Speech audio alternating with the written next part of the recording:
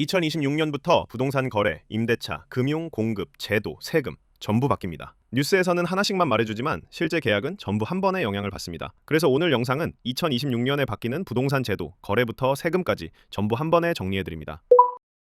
첫 번째는 거래입니다. 부동산을 사고 파는 기준이 2026년부터 어떻게 바뀌는지입니다. 2026년부터는 주택 매매 계약 신고 관리가 강화됩니다. 기존에도 매매 계약을 하면 신고는 했지만 사실상 형식적인 신고인 경우가 많았습니다. 이제는 다릅니다. 계약서만 제출하는 게 아니라 실제로 거래가 있었는지를 봅니다. 계약금이 오갔는지, 실제 계약 내용이 맞는지 이런 부분을 함께 확인합니다. 특히 주의하셔야 할 건 계약서만 써두고 돈은 나중에 주기로 했다 이런 형태의 거래입니다. 이번 연도부터는 매매 계약서 사본이랑 계약금 입금 증빙자를 제출이 의무이기 때문에 자전거래, 허위신고, 실거래가 띄우기가 차단될 것으로 보이며 신고 단계부터 문제될 것으로 보입니다. 두 번째는 자금 조달 계획서입니다. 2026년부터는 자금 조달 계획서 제출 대상이 확대되고 양식도 더 구체적으로 바뀝니다. 예전처럼 자기자금 플러스 대출 이렇게 단순하게 쓰는 구조가 아닙니다. 자기자금이 어디서 나왔는지, 대출은 어떤 대출인지, 부모 도움이라면 증여받은 것인지 각 항목마다 설명이 필요해집니다. 여기서 중요한 포인트는 이 서류가 형식적인 서류가 아니라 사후 검증까지 가능한 자료가 된다는 점입니다. 자금 출처가 애매하면 거래가 끝난 뒤에도 소명 요청이 들어올 수 있습니다. 그리고 투기과열지구나 토지거래 허가구역 내 주택거래를 하게 되면 자금 조달 계획서와 증빙 서류는 의무적으로 제출해야 합니다. 세 번째는 외국인 부동산 거래입니다. 외국인이 부동산을 매수할 때 거래 신고 내용이 확대됩니다. 취득 후 2년간 실거주 가능해야 거래가 가능하며 체류 자격, 국내 주소 보유 여부 또는 183일 이상 거소 여부를 신고해야 합니다. 특히 중요한 건 토지거래 허가구역입니다. 2026년 2월 10일 이후 체결되는 계약부터는 토지거래 허가구역 내에서 외국인이 주택을 거래하는 경우 이제는 관련 서류 제출이 의무입니다. 서류가 미비하면 허가가 안 나거나 거래가 지연되거나 사후 문제가 될 수 있습니다. 이 기준은 외국인만의 문제가 아니라 해당 지역 전체 거래 기준이 같이 엄격해질 가능성이 큽니다. 정리하면 2026년 거래제도는 더 이상 형식적인 거래가 안 통할 것으로 보입니다. 계약서, 돈, 자금 흐름 전부 맞아야 거래가 안전해집니다.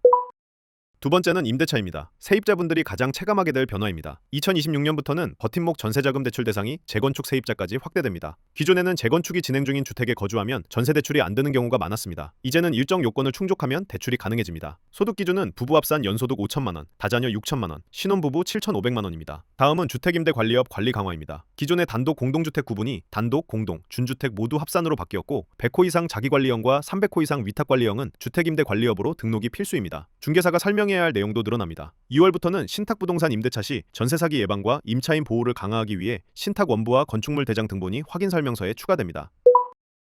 세 번째는 금융, 즉 대출입니다. 2026년부터는 은행이 주택담보대출을 더 위험한 대출로 봅니다. 은행권 주택담보대출 위험 가중치 하한을 15%에서 20%로 상향 조치합니다. 또한 은행의 자기자본 부담이 커지는 만큼 대출 심사가 강화될 예정입니다. 4월부터는 주택담보대출 금액별 보증기금 출연료율을 차등 적용합니다. 기존의 대출 유형별로 차등을 두었다면 4월부터는 대출 금액별 차등을 둡니다. 평균 대출액 이하 0.05%, 평균 대출액 초과 2배 이내 0.25%, 평균 대출액 2배 초과 0.3%. 이렇게 되면 고액 대출일수록 은행 부담이 커져서 대출 심사를 더욱 보수적으로 만들 것이고 결과적으로 대출 한도가 낮아질 것입니다. 정비사업 관련해서는 긍정적인 변화도 있습니다. 초기 사업비 대출 지원 대상을 추진위원회까지 확대하고 조합 대출 한도는 18억에서 50억이 30억에서 60억으로 상향, 이자율도 2.2에서 3%가 2.2%로 변경됩니다. 추진위원회는 대출 한도 10억에서 15억 원, 이자율은 2.2%로 가능합니다. 소규모 주택정비사업 관련 규제가 전반적으로 완화됩니다. 2월부터 예정기반시설 계획 제출 시 가로구역으로 인정되게 완화됩니다. 또한 신탁업자의 사업시행자 지정 요건을 기존 면적 3분의 1 이상 토지 신탁 필수 조건에서 신탁 요건을 삭제하고 토지 소유자의 2분의 1 이상 추천 또는 조합 설립 동의 요건 충족 시 사업 시행자 지정 가능하게끔 완화됩니다. 또한 인근 토지를 기반시설로 제공 시 법적 상한의 1.2배 용적률 특례를 신설했습니다. 임대주택 인수가격 기준도 표준건축비에서 기본형 건축비의 80%로 보다 현실화합니다. 다섯 번째는 제도입니다. 특별사법경찰을 포함해 부동산 시장 불법 행위를 직접 수사할 국무총리 산하 부동산 감독원이 연내 출범할 예정입니다. 시장을 실시간 감시하는 상설기구이며 조세심판원처럼 최소 100명 규모의 기구를 설립하는 방안 등이 검토되고 있습니다. 또한 청약 예부금을 주택청약 종합저축으로 변경 기한을 2026년 9월 30일까지 연장됩니다. 주택청약 종합저축은 공공, 민영주택 모두 청약 가능하며 기회 확대를 위해 연장합니다. 한시적으로 운영되던 청년 월세 지원 사업이 상시사업으로 전환됩니다. 중위소득 60% 이하 무주택 청년이라면 월 20만 원, 최대 24개월 지원되며 보증금 상한 및 거주 요건이 폐지됩니다.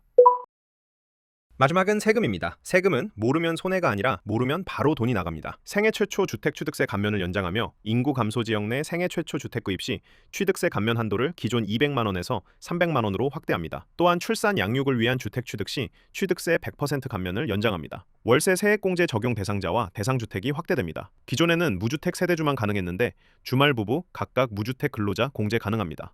특히 3자녀 이상은 지역 구분 없이 100제곱미터 이하, 시가 4억 원 이하면 공제 가능합니다. 만 9세 미만 자녀를 위한 예체능 학원비 역시 연 300만 원 한도 내에서 15% 소액 공제 가능하며 신용카드 등 사용 시 기본 공제 한도 금액을 자녀당 추가 50만 원씩 소득 공제 한도가 오르고 대학생 자녀가 일정 소득을 초과해도 교육비 특별세액 공제를 받을 수 있게 됩니다. 주택 청약 종합저축 세제 지원 적용 기한을 2028년까지 연장합니다. 또한 착한 임대인 세액 공제 제도가 2028년까지 연장됩니다. 또한 다주택자가 조정 대상 지역 내 주택 매도 시 적용되는 양도소득세 중과세율 배제가 2026년 5월 9일까지 연장되며 시장 상황에 따라 재연장 가능성도 있습니다. 1주택자가 비수도권 미분양 취득 시 취득세 최대 50% 감면 혜택을 2026년까지 연장하고 양도세 및 종부세 중과 시 1세대 1주택 특례 적용 및 주택수에서 제외됩니다. 1주택자가 농어촌 주택 취득 후 3년 이상 보유 시 기준주택 매도하면 양도소득세 과세 특례 적용되는 혜택을 2028년까지 연장합니다. 개발 제한 구역 내 토지 매수 청구 및 협의 매수 수용을 통해 양도할 경우 양도세를 감면하는 제도를 2028년까지 3년 연장합니다. 양도소득의 필요경비 계산 특례 적용을 적용할 때 양도 당시 증여자인 직계 좀비속이 사망한 경우는 배우자가 사망한 경우와 마찬가지로 해당 특례 적용을 배제합니다. 인구 감소 지역 주택 취득자에 대한 양도소득세 및 종합부동산세 특례가 적용되는 주택가액을 수도권 공시가격 4억 원, 비수도권 공시가격 9억 원으로 상향하고 25년 8월 14일 취득분부터 적용입니다. 고가주택 2주택자의 간주 임대료 과세 대상을 전세 보증금 합계 12억 원 초과로 규정하며 26년 1월 1일 이후 발생하는 소득분부터 적용합니다. 토지분 종합부동산세 추징 시 예외 사유가 신설됩니다. 5년 이내 사업계획 승인을 받지 못해도 천재지변 등 정당한 사유가 있을 때 대상에서 제외됩니다. 2026년 부동산 제도 변화, 거래부터 세금까지 한 번에 전부 정리했습니다. 필요한 파트만 다시 보셔도 됩니다. 저장해두세요.